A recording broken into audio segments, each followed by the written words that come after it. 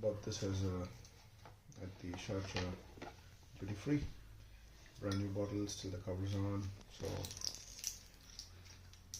trying to check how well this is made in terms of quality, because this is my first purchase. Oh, the seal is broken now.